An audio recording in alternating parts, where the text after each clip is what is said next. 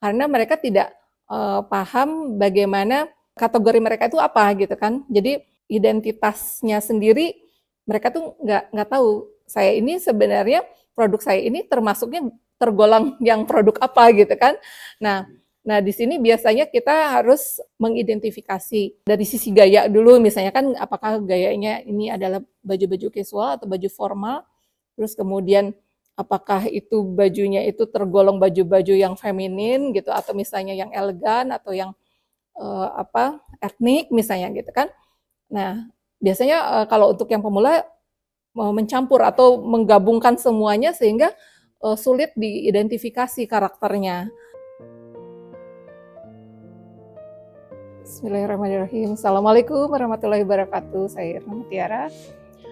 Kalau ditanya tentang visi membuat brand, kebetulan saya brand ada Irna La Perle, kemudian ada M Syar'i, kemudian juga ada Ina Scarf ya yang produksi kain tradisional.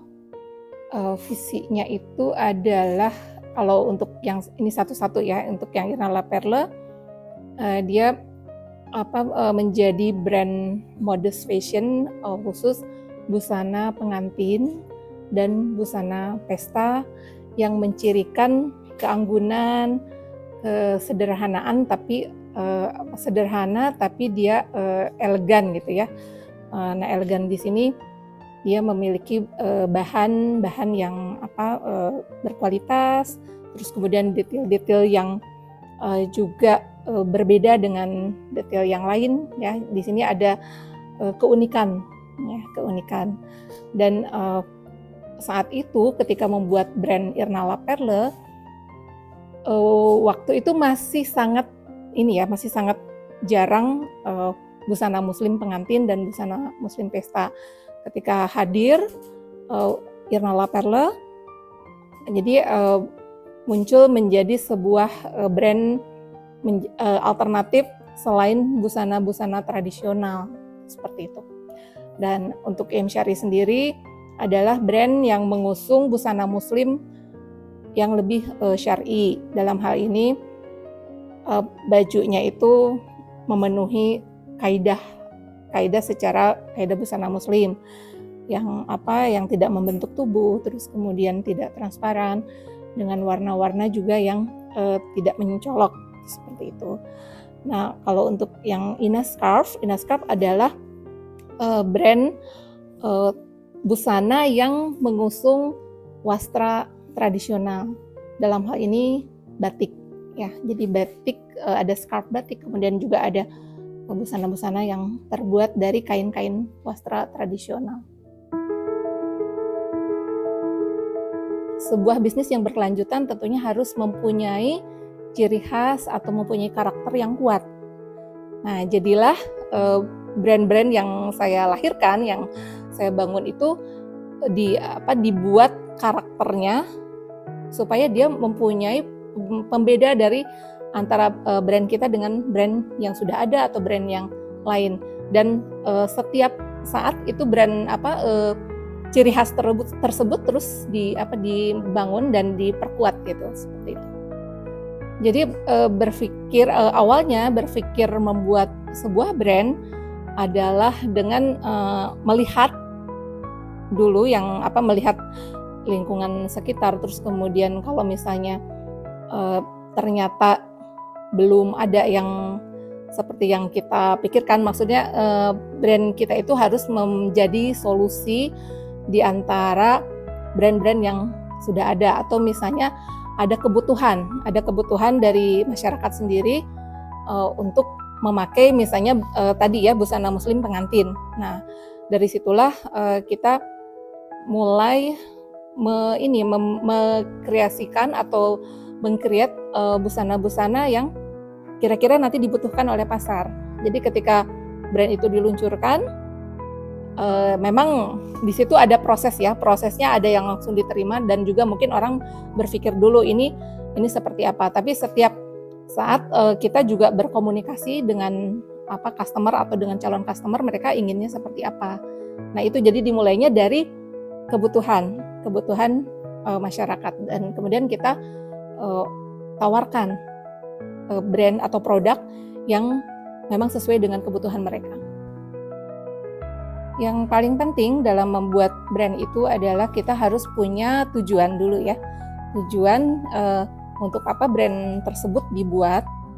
Nah, kemudian ada visi ya, visi dan misi. Kalau dalam hal ini kita punya visi itu penting karena sebuah brand itu nanti harus tahu tujuannya kemana. Misalnya kalau dalam brand busana pengantin, inginnya bisa mendandani calon pengantin sesuai dengan passionnya kita. Misalnya kita ingin menawarkan busana pengantin yang elegan, simple, kemudian syar'i juga ya, sesuai dengan kaidah. Nah, itu tujuannya seperti itu.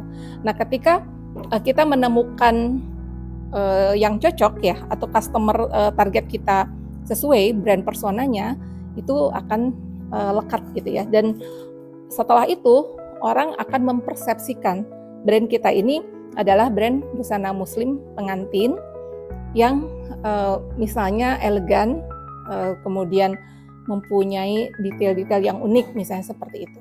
Dari situ akhirnya membentuk persepsi. Persepsi inilah yang mungkin terus harus diperkuatkan hari demi hari ketika kita membuat desain, terus kemudian membuat perangkatnya, tool marketingnya juga gitu kan, itu harus terus selalu diterapkan, diusung gitu, brand personanya itu seperti itu.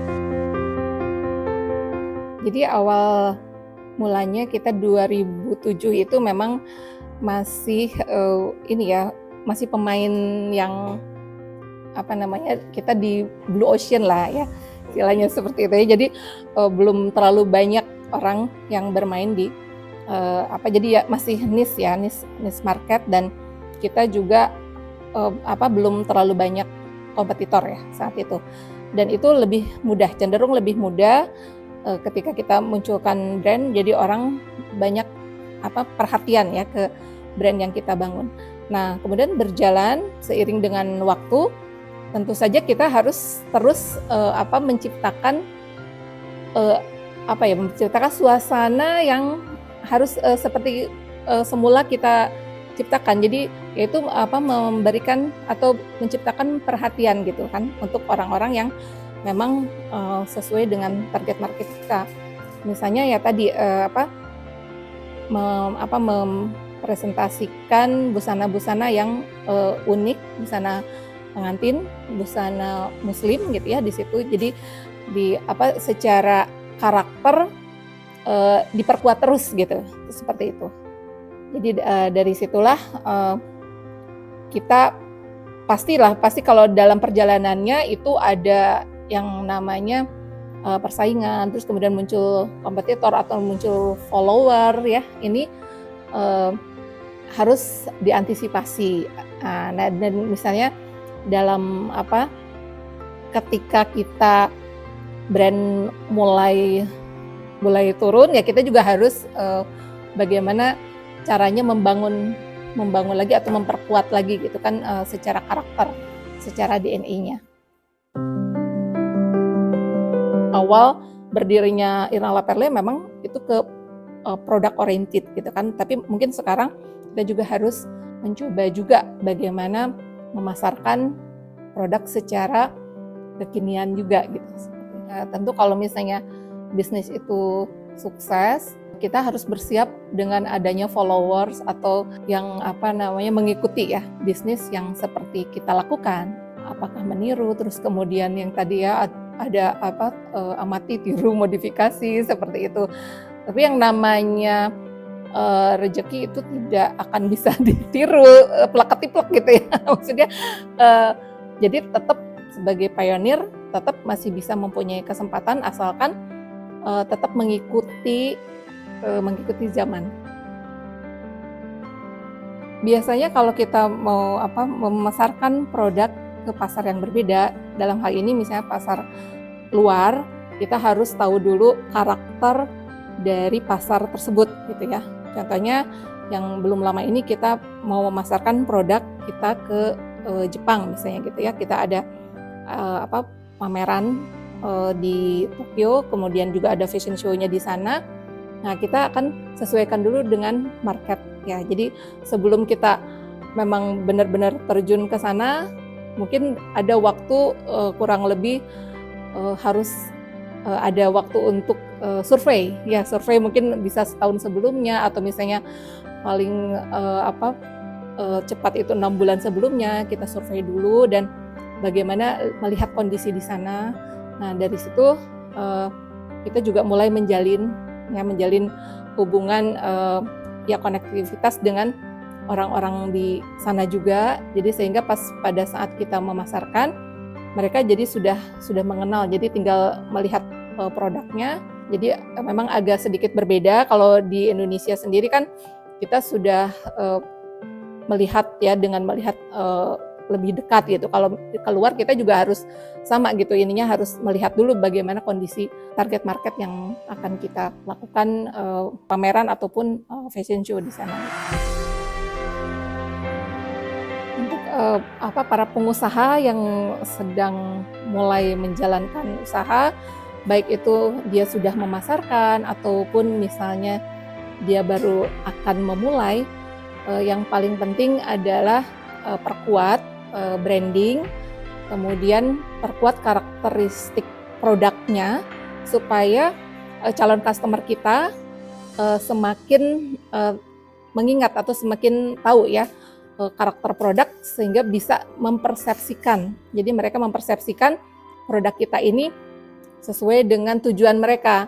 Kalau misalnya mereka memang suka produk-produk yang casual atau misalnya produk-produk yang formal, nah itu kita perkuat gitu persepsi kita. Jadi kita harus punya karakter yang kuat sehingga klop dengan calon target market atau calon customer kita. Awalnya Irna La Perla itu hanya toko offline ya. Kita tidak mempunyai toko online gitu. Jadi kita berjualan di butik. Terus kemudian butiknya juga kita kondisikan butiknya itu ada di Jakarta gitu ya. Terus kemudian dari situ pelanggan memang harus datang ke butik. Nah, seiring dengan perkembangan marketing yang sekarang ini udah cenderung ke online, kita juga ikutin bagaimana pasar yang sekarang bergerak ke online. Nah, jadi kita pun harus ada di Instagram, terus kemudian ada di sosial media, kemudian juga ada di e-commerce juga kita harus ada juga di sana, ya supaya kita tetap bisa eksis, bisa terlihat gitu kan. Karena pada intinya marketing itu sebanyak apa orang melihat produk kita gitu kan. Seperti itu. Jadi kalau kita misalnya hanya di offline, sementara pasarnya juga sekarang ada di online, berarti kita juga harus cenderung mengikuti dari di mana orang berkumpul gitu.